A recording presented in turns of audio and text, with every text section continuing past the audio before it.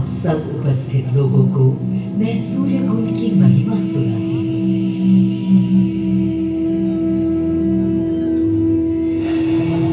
भारत की मिट्टी अनेकों दिव्य आत्माओं की जन्मस्थली है, पर आज मैं आपको कथा सुनाऊंगी भगवान विष्णु के उस अवतार की जिनके अवतरण से मैं पावन हो गई सदा सदा के लिए। माँ कौशल्या की गोद में जन्म लिया मर्यादा पुरुषोत्तम श्री राम ने अधर्म के नाश के लिए, धर्म की विजय के लिए।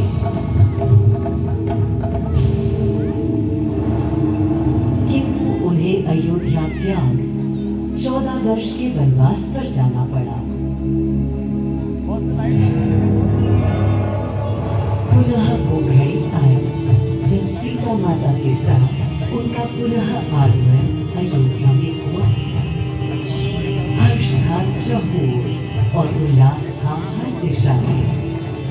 वो घड़ी बस आने को थी जिसकी प्रतीक्षा में मैं विद्वान थी।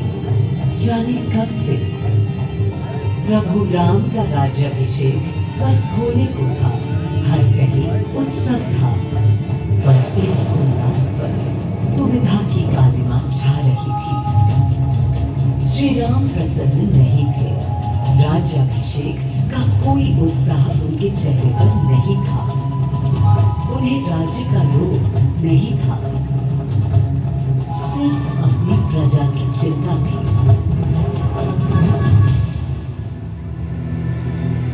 सबके मन में एक ही प्रश्न था, कौन हल कर सकेगा श्री राम की इस दुविधा को, मिटा सकेगा इस अंधकार को।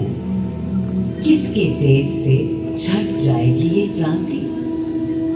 अरे वही जिसके वंशज हैं श्री राम, जो स्वयं सशरीर धरती पर पधारेंगे श्री राम को राम राज्य समझाने।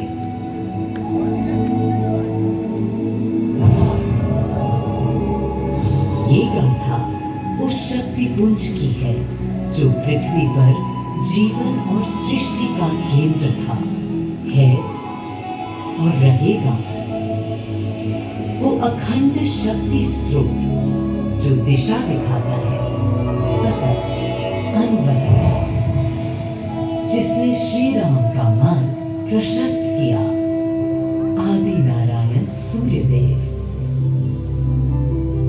अयोध्या वासियों को भी प्रभु श्री राम की इस दुविधा का आभास होने लगा था।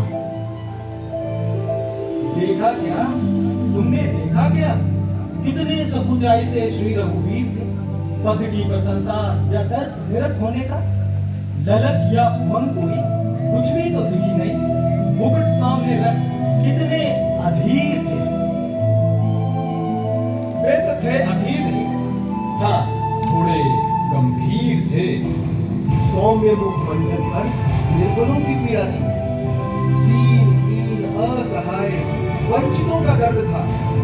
उनके लिए मुकुट अथवा राज सिंहासन वैभव का लोभ नहीं। अब कैसे सुखी दिखे जब तक सुखी सारे लोग नहीं। तब दिशा निर्देशन के लिए श्री राम ने स्वयं सूर्यदेव का स्मरण किया। श्री राम सूर्यदेव का आह्वान करने लगे। क्लांत मन से उन्होंने अपने पितामह को याद किया। मन असमंजस में था उनका। कर्तव्य की सही दिशा उन्हें सूझ नहीं रही थी। क्या उचित है प्रजा के लिए, उनके लिए, वंश के लिए, धर्म के लिए, शांति के लिए, इसी परामर्श के लिए अंतर्मन से उन्होंने सूर्यदेव को पुकारा।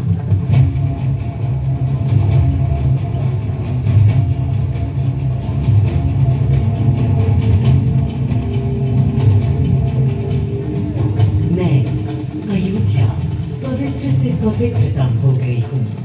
आज स्वयं श्री राम ध्यान रखें, मर्यादा पुरुषोत्तम आवाहन कर रहे हैं।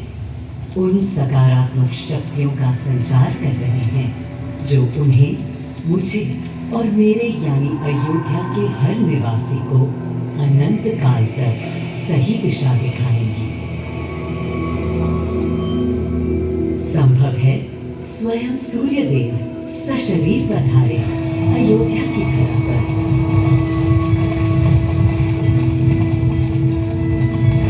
और देखो, श्री सूर्यदेव आने को हैं।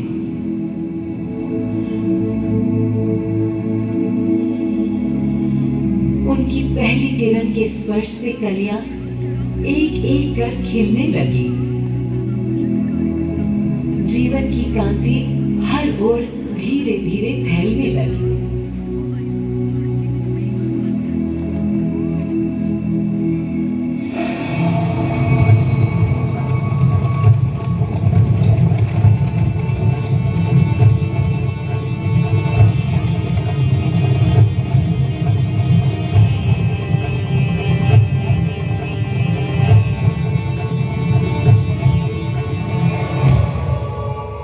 कितना अनोखा दिन है।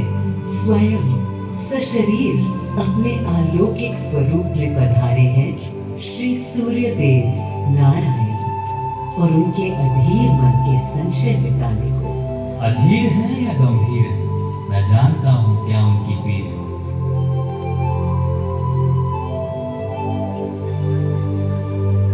माँ कौशल्या को प्रणाम। कहाँ है राम? अरे भूलूं ये बात कि कौन बड़ा है। आज्ञा हो तो आपके चरण छूं। अरे नहीं नहीं, ये क्या करते हैं आदि पुरुष? ऐसा अनुग्रह सर्वथा अनुचित है। राम वंशज हैं आपके, क्यों पाप का भागीदारी बनाते हैं पितामह? पितामह पितामह होंगे हम ब्रह्मलोक में, अब धरती पर जनलोक में आ गए। आइए। सूर्यदेव के आगमन पर माँ कौशल्या उन्हें मिली और विनती की कि हे देव, मेरे पुत्र की दुविधा दूर करें, उन्हें राह दिखाएं, ताकि अयोध्या का, पूरे भारत का भविष्य निर्धारित हो सके। आपकी जब पहली किरणें आती हैं तब गोचारण होता है, चिड़िया गाती है, लेकिन इन दिनों कितनी उदास है। कारण है उनके राम की एकाग्र साधना और सुदीर्घ उपवास। सिंहासन की ओर चरण धरना नहीं चाहते, धारण नहीं करना चाहते हैं मुकुट। कोई बात, राज्य अभिषेक के बाद राज्य जो भी चला, राम राज उसका है तो कहलाएगा। मैं आ चुका हूं तपस्वी राम। मनस्वी राम, अपने नेत्र खोलो।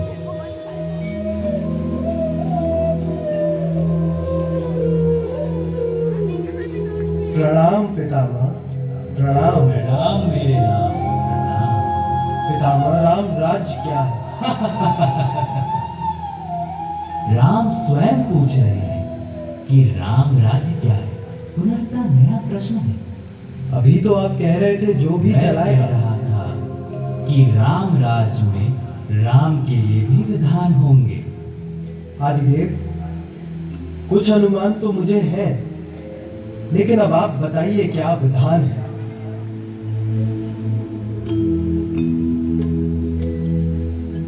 राम राज्य आशय कल्याण है, निर्बलतम मानव का त्राण। भय हो ना भीति हो, मुख्य राम राजनीति जन जन की प्रीति हो। लोक संरक्षण हो, सत का आभास हो, परमानंद प्राप्ति हेतु मंगल उद्भास हो। प्रेम परम तत्व हो, सब में समत्व हो। दैहिक दैविक या भौतिक संतापों की औषधि अचूक राम बाण है। राम राज्य आशय कल्याण है, निर्बलतम मानव का त्राण है। प्रमोदित अपंतव हो, आस्था का घनत्व हो। वैभव विशाल, मेघ करे वर्षा और सदा ही